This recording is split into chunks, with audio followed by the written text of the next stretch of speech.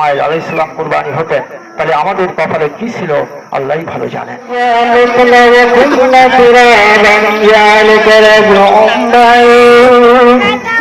فذلكما تنقص الأرجو منهم وعندنا كتاب حفيظ بل كذبوا بالحق لما جاءهم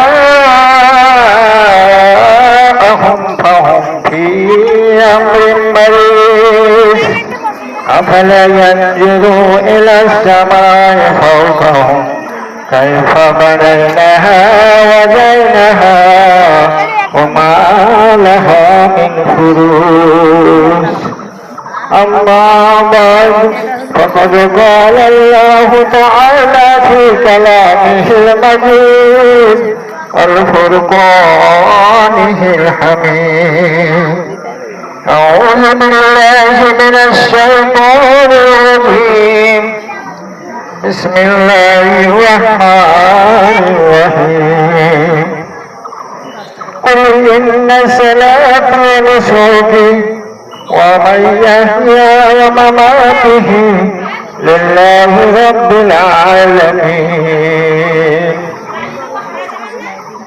সূরা আনাম আয়াত নম্বর 162। بسم الله الرحمن الرحيم قال رسول الله صلى الله عليه وسلم إنما الأعمال بالنيات الله أكبر الله أكبر لا إله إلا الله والله أكبر الله أكبر ولله الحمد শুরুতেই মহান রব্বুল আলামিনের দরবারে লাখ কোটি শুকরিয়া, যে মহান রব্বুল আলামিনের অসীম রহমতে, অসীম দয়ায়, অসীম কৃপায় দীর্ঘ 1 বছর পর ঠিক এইরকম দিনে গত বছর ঈদুল আজহার নামাজ অনেকেই পড়েছিলেন, হয়তো অনেকেই আজকে উপস্থিত হতে পারেননি। আমরা যারা উপস্থিত হতে পেরেছি সেই মহান রব্বুল আলামিনের দরবারে আবারও জানাই লাখ কোটি শুকরিয়া। সবাই একটু জোরে শুনে বলি আলহামদুলিল্লাহ।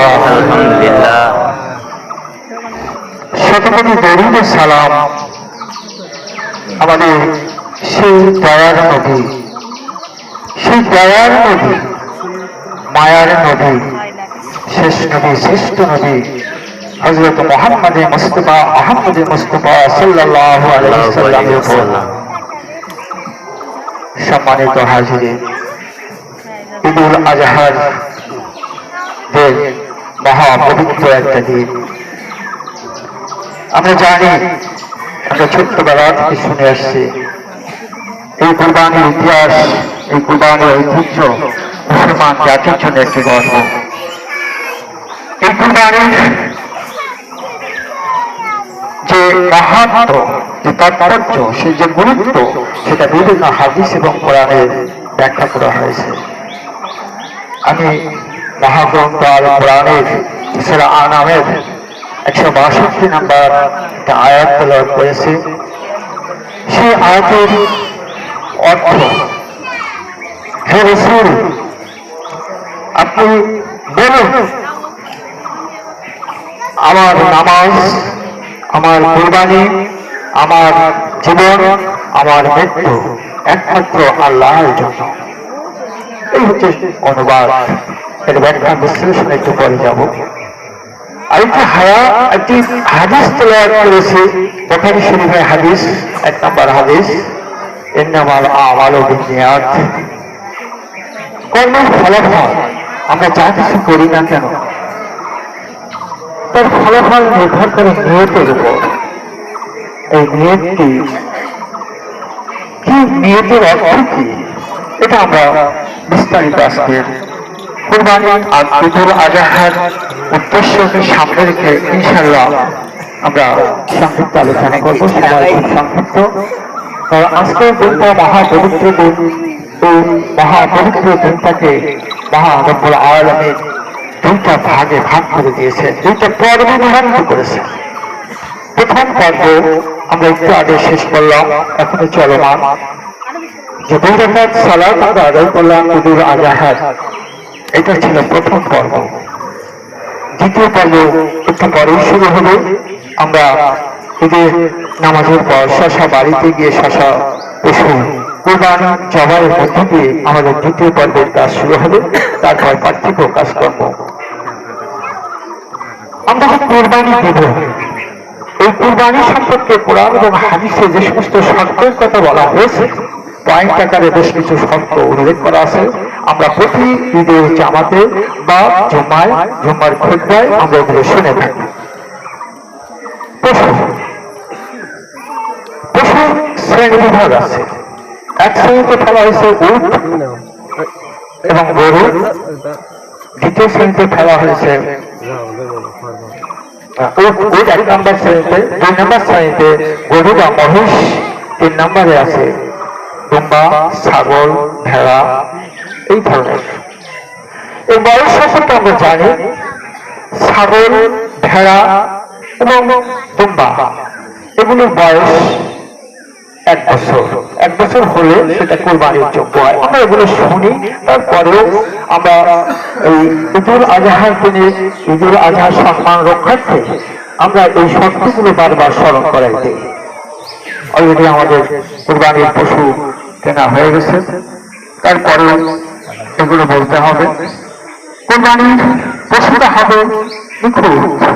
নিখুঁত বলতে কি বোঝায়?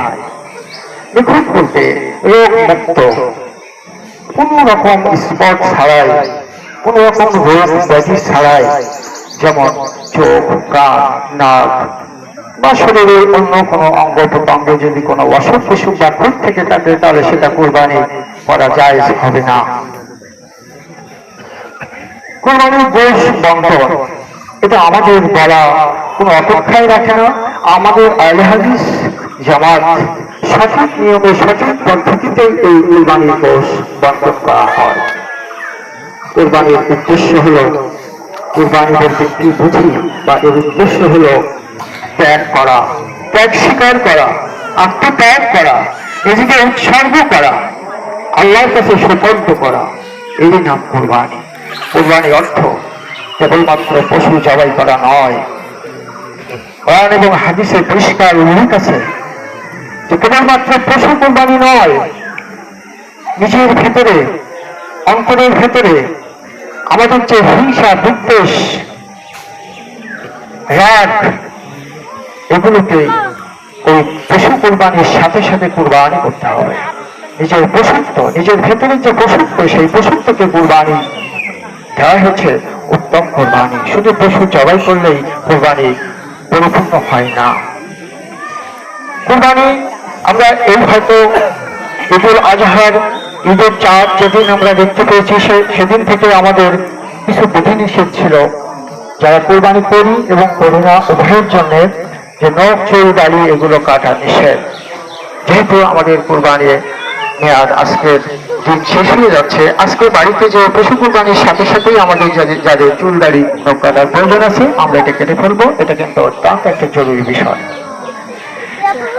কোরবানি আসলে কোরবানি আমরা করি, কোরবানির নিয়ম ঠিক করতে হবে। আমি যে হাদিসটা পাঠ করেছি, আমার আহ্বান রবিন নিয়াদ, কর্মের ফলাফল অবশ্যই নিয়তের উপর নির্ভরশীল।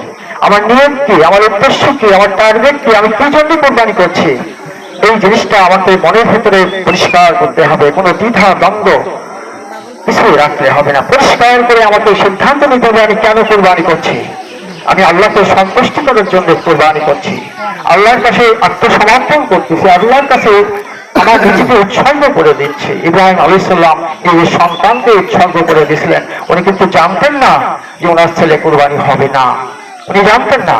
উনি 100% নিশ্চিত ছিলেন যে কোরবানি আল্লাহর অর্ডার হিসেবে আমি নিয়ে যাচ্ছি। মিনায় গতকালকে আপনারা হয়তো দেখেছেন, মিনায় যে উচ্চ পাহাড়ের শিখরে যেখানে ইসমাইলকে শোয়ানো হয়েছিল এবং সিঁড়ি চালানো হয়েছিল, তখন ইব্রাহিম আলাইহিস সালাম জানে যে আমার সন্তানকে আমি এই এক্ষুনি কোরবানি করবো। কিন্তু আল্লাহর অসীম রহমতে আমরা সেই ইতিহাস জানি। যদি সেদিন ইসমাইল আলাইহিস সালাম কোরবানি হতেন, তাহলে আমাদের কপালে কি ছিল আল্লাহই ভালো জানেন। আমরা কোরবানির নিয়ত আসলে নিয়তটা কয়জনে শুদ্ধ হয় আমরা একটুখানি বিবেকের কাছে প্রশ্ন করে দেখব। আমরা যখন পশু কোরবানিতে করি তখন আমাদের নিয়ত, আমাদের উদ্দেশ্য থাকে, আমি সবার কথা বলছি না, কিছু কিছু কিছু কিছু ভদ্র শিক্ষিত ভদ্র জনিত মানুষের কথা বলছি, যারা উচ্চ লেভেলে হাই লেভেলে জীবনযাপন করে, আমি তাদের কথা বলছি। তাদের কোরবানি করার উদ্দেশ্য হলো আমার সমাজ কি বলবে, আমি যদি কোরবানি না দেই তাহলে আমার সমাজ কি বলবে।